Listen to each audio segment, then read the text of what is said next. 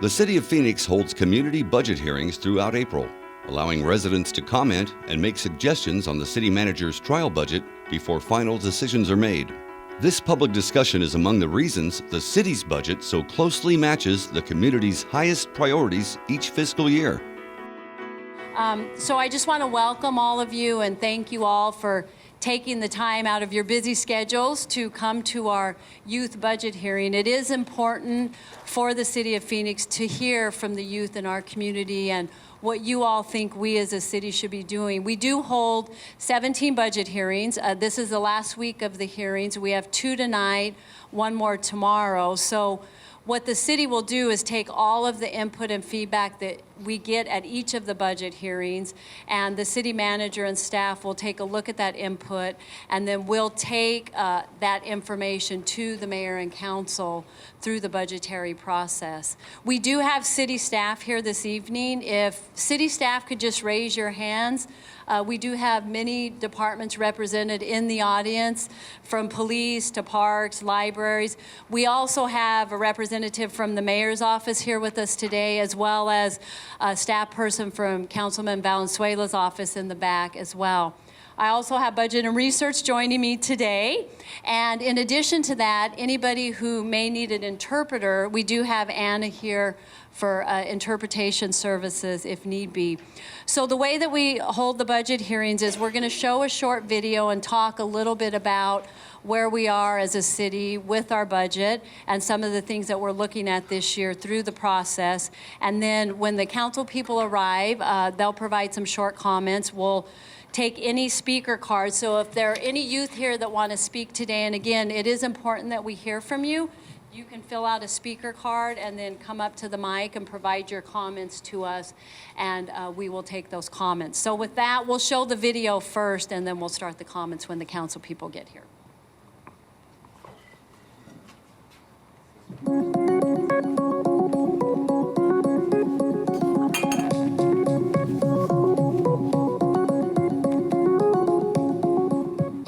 Everyone, and welcome to your first look at the City of Phoenix 2017-18 trial budget. The City of Phoenix wants to hear from you. Your ideas can help shape the budget each year. The final budget provides the plan for how the city will spend taxpayer money on key services you want and need, like police, fire, transit, city parks and swimming pools, libraries, youth and education, graffiti prevention, arts and culture, and help for seniors, and how they all could be impacted. The 2017-18 Phoenix City budget is balanced as required by state law and city charter. In this trial budget, the city is preserving the services our residents value. Out of the $1.2 billion general fund budget, there is a small $1.9 million surplus. This video will present proposals on how to use these funds. So here's how the city's budget breaks down. There are 3 sources: the general fund, enterprise fund, and special revenue fund. Let's start with the general fund. 3/4 of the general fund is for police, fire, courts, with the remaining 25% going for everything else like libraries, parks, senior services, arts, and administrative and support functions. Enterprise fund departments include aviation, water services, solid waste services, and the convention center.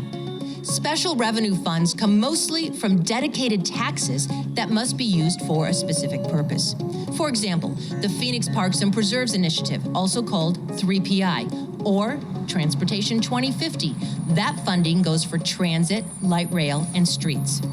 Under the strong leadership of the mayor and city council, we are glad to say the budget is balanced. Phoenix employees strive every day to work smarter, save money, and serve our customers. That includes making sound financial decisions, like keeping our credit rating strong, spending within our means, and looking for savings to use for important community services. Now let's take a look at the recommendations for additions to the budget for next fiscal year. In the general fund, there is a little less than $2 million extra, plus some opportunities to use funds differently to add service. First, adding 16 civilian police assistants. They will take over some administrative duties, freeing up officers so the officers can respond to emergency calls. So adding police assistance to our existing staffing resources is going to do a couple of things. It's going to get our first responders back on those priority calls for service faster and increase our service delivery to our community. Next, focusing on homelessness in our city. The plan is to create more outreach teams by eliminating 6 vacant positions in the Human Services Department. This would free up about $500,000 to send teams of outreach workers to homeless residents on the street to connect them with services and a place for shelter. These services are critical to the city. These professional outreach teams will work hand in hand with our community partners, neighborhoods, police, to bring these really important services to a very vulnerable population. For the library, there are 2 recommendations. Contract savings would make security at Burton Bar Central Library permanent, and the other is to create more opportunities to engage kids in educational programs. Now, that leaves about 1/3 of the surplus untouched. So the proposed budget calls for strategically setting aside that funding, about $641,000, into a rainy day fund. The intent is to offset a potential deficit in the 2018-19 budget, which was projected in the city's 5-year forecast. Okay, time now to get back to the 2017-18 budget proposals. Let's look at the enterprise funds. These services are funded with user fees, with the exception of the Phoenix Convention Center. The budget calls for putting a new emergency operations center and ambulance at Sky Harbor International Airport. This would ensure that if anyone at the airport needs medical attention, they can get to the hospital quickly from Sky Harbor. Next, the Solid Waste Funds pays for our trash collection and recycling services. It's proposed to add 8 positions to enhance worker safety and increase collections. Perhaps you've heard of the Reimagine Phoenix campaign?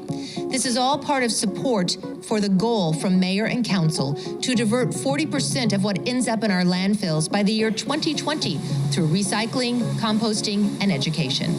Okay, now to other restricted funds, which are dedicated to specific services. The Phoenix Parks and Preserve Initiative Fund comes from a 1/10 cent tax to support our world-renowned parks system. To support safe use of our parks and preserve system and public safety, the trial budget would add 22 new park rangers. This would extend trailhead hours and provide additional support at flatland parks around the city. By adding rangers, we can extend the park hours at specific locations by 2 additional hours, which means that instead of hiking in the heat of the day, you can hike a little bit later. You can drive actually into the trailhead and continue your hiking later into the evening while it's still a little bit cooler. 13 of the new park rangers would be assigned to the city's more heavily visited locations, including North Mountain, Piestewa Peak, South Mountain, and other trailheads like Echo Canyon, Cholla, and Lookout Mountain. The other 9 would be assigned to flatland parks. Additional rangers in our community and flatland parks provide that extra layer of customer service that we currently don't have, and it'll provide an opportunity for people to get education or learn more about what's going on in the parks and just provide that extra layer of enhanced customer service. Also included would be funding to maintain 2 new dog parks, one at Reach 11 and the other at Deer Valley Park. From the Transportation 2050 funds, the budget calls for expanding service on some of the busiest routes around the city. It would also increase weekday midday frequency on routes serving Thomas and Camelback roads. And from the Development Services Fund, the proposal is to add several positions to keep up with increased building permits and inspections due to economic growth. Also, to increase and enhance communication and continue our efforts to streamline processes. One last important update is on the hiring of more police officers and firefighters. The city is on target to meet its recruiting goals of 3,125 officers and 1,615 firefighters. This budget that we're talking about now includes the addition of roughly 250 officers next year, getting us to our sustainable goal. So it's important for us to keep the public safe and live within our means. In 2009, our public safety funds were significantly in a deficit. To avoid layoffs and to balance the budget, we stopped hiring. By 2015, we were back, and we've been hiring police officers and firefighters since then. While we're down from our peak level of staffing in the police department, we're also significantly down in our calls for service to the department. Over the last few years, as population and calls for service have increased, we're also fortunate to return to hiring officers. So we've been recruiting in-state for a long time, but now we have that extra effort to be able to go out of state to recruit. What an amazing opportunity to increase the number of people that we find and can look for to build our staffing here in the Phoenix Police Department.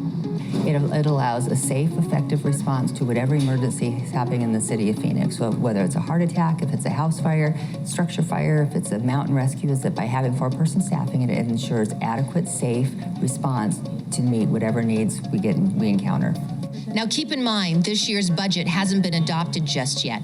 Your input is important, and the City of Phoenix wants to hear from you on what the upcoming budget should look like. So to recap, a few highlights. The 2017-18 trial budget calls for 16 new police assistants to free up sworn officers from administrative work, 22 park rangers, which would allow some trailheads to be open longer during the summer, and reutilizing city resources to expand the city's homeless outreach. Again, this is a balanced budget with some money set aside as a head start for future use.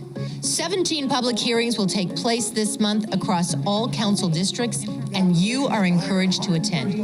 Make sure you pick up a budget pamphlet outlining all the proposals and options at any of the public meeting or online at phoenix.gov/budget. You can also send your comments or questions to budget.research@phoenix.gov, or to reach us by phone, please call 602-262-4800. You can also comment on social media by using #PhoenixBudget. Thank you for your interest in the City of Phoenix budget and being a part of the budget process.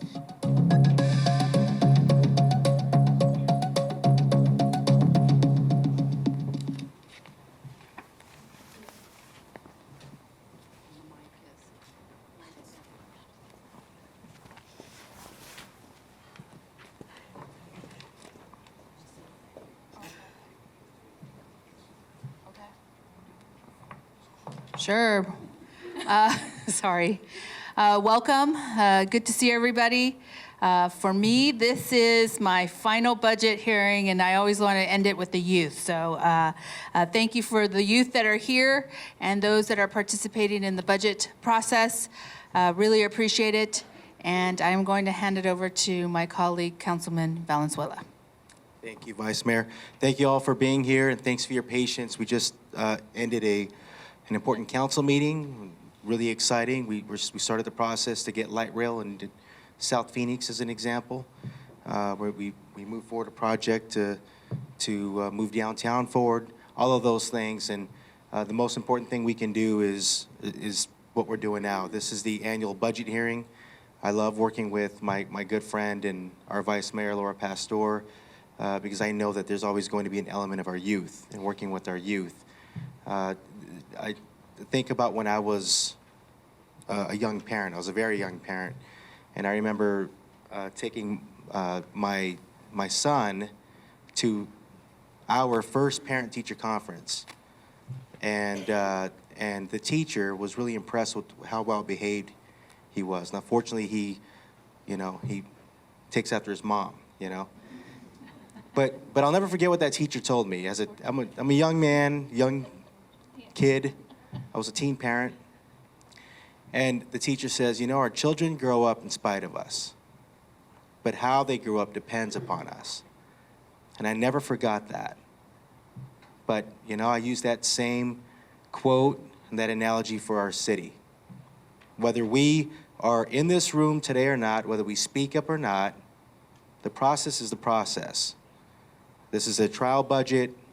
We're going to take it out to the public. It'll come back to the council. We will vote on it, and we will run our city based on the decisions that are being made. It's going to happen in spite of us, right? The city's going to grow in spite of us. How it grows really depends upon us. What do you want to see? Do you want to see more arts? Do you want to see more streets? We want to see more firefighters and police officers. That's always a good idea, right? Do we want to do more with after-school programs? What type of industries do you want to see moving forward for the city of Phoenix? What should we be tailoring to? That's what it's all about, and it's perfect. And I love, like I said, being here at MetroTech because this is the second time we've done this together at MetroTech. Because this is, when you think about it, many of the things that we are voting on and things that we can start today, you know, this is the city that you're going to be raising your family in. You know, when you're taking your 5-year-old kid to their first parent-teacher conference, you know, do you want to take light rail in doing it? Do you want to drive? I'm sure you want new streets when you're doing that. Bicycles, whatever the case might be. So thank you for being here. You could be anywhere this evening, especially to our youth. But I want to thank everyone for being here, but especially our youth. Thank you for being here. You already inspire us. Before you even speak, I'm incredibly proud of you for being here and for speaking up on such an important topic. So that said, I know we have some cards. I'll give it over to the Vice Mayor. This is her district, and she represents it very well. I'm just lucky to be here with her. Okay, so he wants me to lead, so I'm going to lead. Jennifer Falcon. Michael. I requested you guys.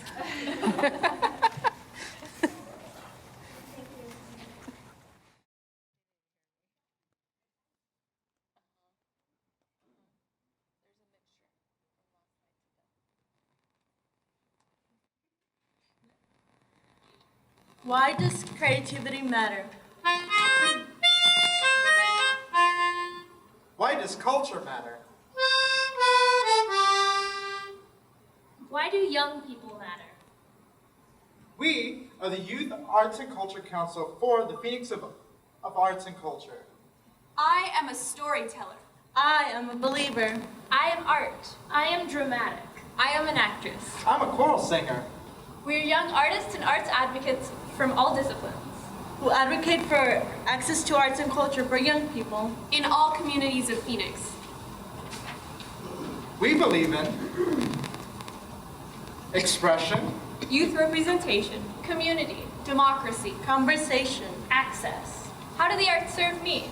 The arts serve me by giving me an outlet for expression. The arts expand my horizons as a growing adult. How do I serve my community through the arts? I serve my community by offering my unique perspective in hopes to connect and relate to others. I create intensely beautiful conversations with people from all different backgrounds and philosophies. Why do the arts matter? The arts are important to me because they have allowed me to understand the true meaning of happiness. I have been in the Phoenix Children's Chorus, a nonprofit organization that values in giving youth opportunities to sing around the country and the world. I have had the opportunity to sing in festivals that were hosted by the Choirs of America Association, worked with the director of the Mormon Tabernacle Choir, and will be getting the opportunity to sing in Carnegie Hall this summer. PCC has also allowed me to create wonderful friendships and has given me a safe place to sing in. I think the arts matter because of their incredible capacity to bring people together. My high school drama club, for instance, has been like a second family to me and a major source of support throughout my high school experience. It's a place where kids from all different backgrounds and circumstances come together and put their talents and put enormous amounts of time and effort into creating something beautiful, not only through the productions that we put on together, but through the network of positivity that we share. I've seen firsthand how participation in the arts can change lives for the better, and it's truly a beautiful thing. Your investments in the arts will be returned. The benefits to the community are greater than dollars and cents. The arts create a vibrant community, a more connected community.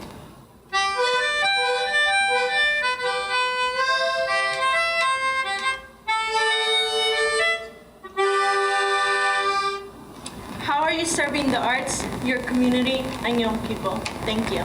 Thank you. So once again, I will commend you because I think that's the best way to send a message, and bravo to you for creating that. So thank you. Ryan Tempest.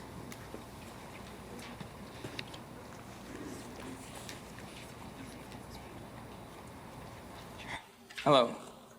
My name is Ryan Tempest, and I'm here representing the Friends of Phoenix Public Art. We are a nonprofit that educates people on the city's public art program and collection. We also advocate and raise funds for the maintenance and preservation of public art. First, I'd like to thank you for the addition of the 2016 and 2017 budget of $25,000 for the public art maintenance and for continuing this in the upcoming year.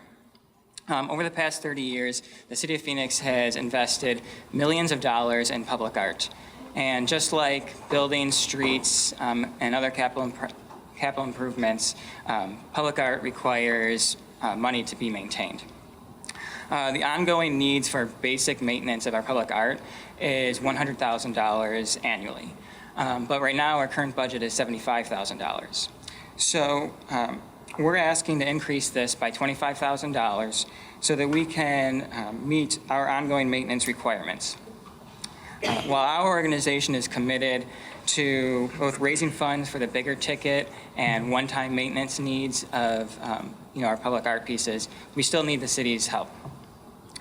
We've already received donations and are producing both fundraising events and grant applications to help us achieve our goal. We understand the budget is tight and next year's budget is going to be even tighter. But the city's public art is a major asset to the city of Phoenix and one that we personally believe is a point of pride for residents of Phoenix. So that's why we're asking that you consider increasing the budget for public art maintenance by $25,000 for next year's. Thank you. Thank you. Thank you. Appreciate it. I hope I say this right. Tanel Choi.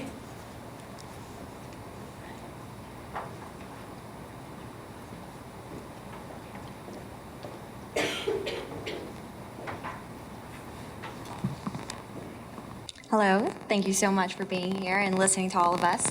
I know that personally, many of my friends couldn't wait to leave Phoenix when they graduated. And they moved to cities with vibrant arts and cultures budgets because they saw more opportunities there. Investment in arts and culture organizations supplement school funding initiatives, and over 50% of schools have multi-year partnerships with local organizations like this.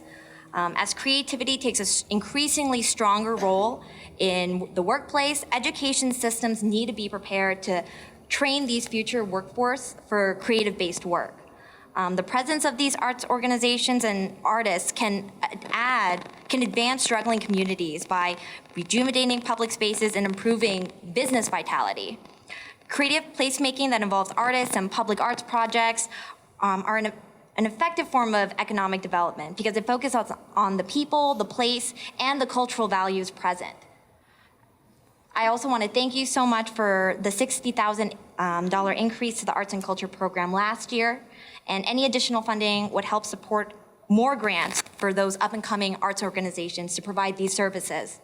The bottom line, if there's any spare funding available, I would want it to go towards the arts. Thank you. Appreciate it. Jenny Strickland.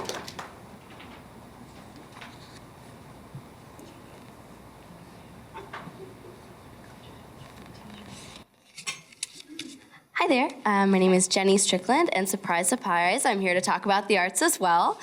I grew up in Phoenix, Arizona, not too far away from here. I attended Arizona School for the Arts for middle school and high school, and then I attended Arizona State University and received some generous funding from the state for my education there. And currently, I serve as a commissioner for the Phoenix Office of Arts and Culture, as well as the co-chair for the Emerging Arts Leaders of Phoenix.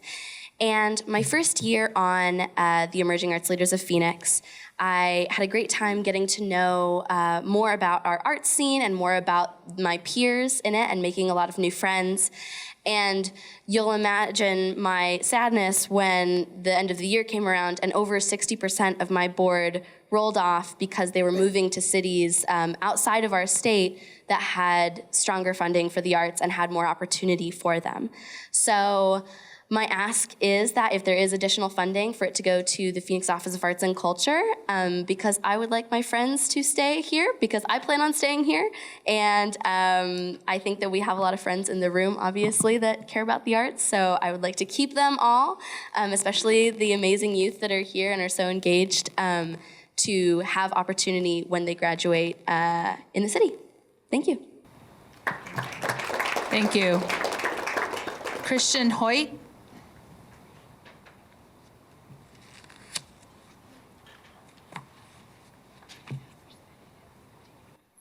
Hello, everyone. Thank you for being here to talk about the budget. So there's three things that matter to me, and I'll be very clear on. One, arts funding, which everyone is shocked to hear about. We'll never hear about it again today, I'm sure. Education funding in general, support for initiatives for specifically high school students, but really anywhere along the education pipeline, and also doing what we can to support bikeable infrastructure. So I'm going to start off talking about education a little bit. So yeah, I'm 26. There's some prospect that I could start a family in the next few years. I have friends who have tiny little people running around them right now, like all over the house, and it's kind of crazy. And I've had to have conversations with these people, my friends, about how they feel about raising a child here. And one of the things that always comes up is our education's overfunded. Will I be able to give my child the same opportunity to flourish, to develop here in Phoenix as I would if I moved to other cities like San Francisco or Boston that have very strong support for the arts? And I will tell you, growing up here actually grew up in East Mesa, I went to Mountain High School, and I participated in speech and debate and academic decathlon. And there's two very important things I want you guys to know about my experience with that. First, the skills that I gleaned, that I developed, cultivated from speech and debate and from academic decathlon have done far more for my professional career than anything that I did in high school, anything else that I did in high school, and frankly, almost more than I did in college. A lot of math in college, but a lot of my real skills and the things that set me apart as a professional come from academic decathlon and speech and debate, and I can treat that back very clearly. I would also note, though, in terms of building community, in terms of having a vibrant culture, many of my best friends, people who I hang out with most, come from those clubs and those opportunities that, again, began in high school. So if you want to talk about building community and you want people to feel connected, I think that high school is a great place to start. So that's that spiel. Now, focusing a little bit on the arts, which is related to education, I want to make sure that it's not thrown at the bottom of the barrel, so to speak, because there's so many opportunities available within the arts. So first, it's exploding in all kinds of directions, right? Art has intersection with technology, which is incredibly important in every sector today. Art has intersection with psychology. Art has intersection with medicine. Art is growing in so many different directions, and if you do not equip people, students today, to take advantage of that, you're going to lose out on a big development opportunity for the city.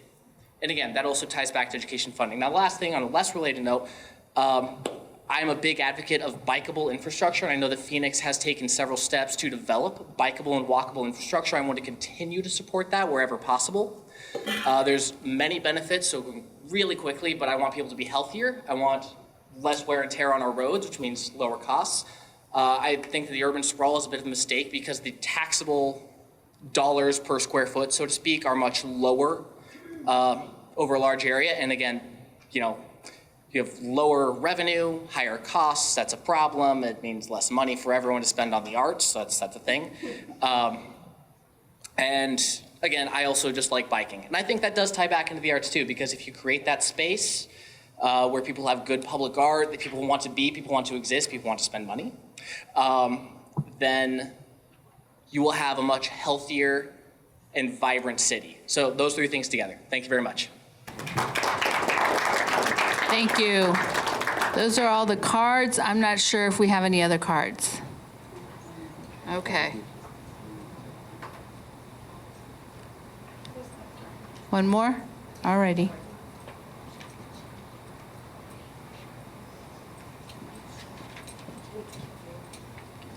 Right here.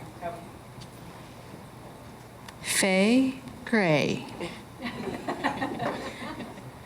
Really briefly, with the Phoenix team at Faye Gray Recreation Center. Faye, can you get by the mic? Oh yeah, absolutely. And we most definitely want to thank you guys for the opportunity for the team programming that's at Faye Gray, as well as the 7 other sites that's involved. With the funding that you guys gave us, we were able to do different trips and meet different parks and actually get together and communicate and experience a lot of different things that the teens nowadays won't be able to, receive. And these are 2 of our teams that we do have with the Phoenix teams. That's going to go briefly about the different things that they've done and different opportunities that they were able to experience. Hi, I'm Aaliyah Willis. I'm the president of My Phoenix Teens at Fairgrave Recreation Center. And we just want to say thank you for the opportunities that you gave us teens to experience. Like, we know there's not a lot of teens out there who get to do the things we do, so we just want to give gratitude to you guys for lending us the money for us to learn about, cultural field trips and meeting other new people. So thank you.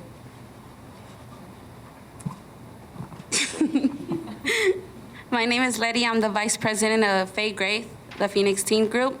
Well, the Phoenix Teen Group changed my life a lot, kept me out of trouble really good. Since then, I have not been in trouble, so all these Phoenix teens should join the Phoenix Teen Group to keep them out of trouble. Thank you.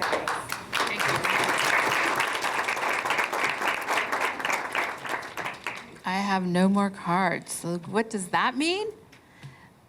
Thank you for being here. And this was not my shortest budget meeting. My first one was. It only 3 people showed up, and we were done by, I think, 6:20. But it's my second one. So thank you for being here. Thank you for participating. Really enjoy hearing all your comments. Thank you all for coming out. We'll continue to, I said this at last night's budget hearing, we'll continue. I'll always support a budget that moves that keeps people safe, moves our economy forward, and strengthens our neighborhoods. And to hear loud and clear, once again, all of the comments about the arts, it's just refreshing. And it is absolutely tied to economic development and education and so on and so forth. So as someone who sits on the board, who has the honor of sitting on the board of the Friends of Phoenix Public Arts, and the chair of the Arts Subcommittee for the City of Phoenix, I think we both agree with your sentiment. So thank you so much. It's not too late. This is going to be, I guess, on YouTube, right? It'll be recorded on the City of Phoenix website. Share this with your friends, your family members. It's not too late to speak up on this budget. You can email your respective council members or all of your council members, the mayor. We want to hear from you. You would be surprised how often the budget will change, and it does every year, from the proposed budget to the one that's actually adopted, which I think is just evidence that we govern based on public input, as we should be. So thank you for being here. Drive safe, and God bless. You have been watching a community budget hearing held recently in Phoenix. For questions, comments, or ideas, please visit phoenix.gov or call 602-262-4800. You can also send feedback through social media by using #PhoenixBudget. This video can also be seen online at phoenix.gov/PHXTV or youtube.com/City of Phoenix AZ.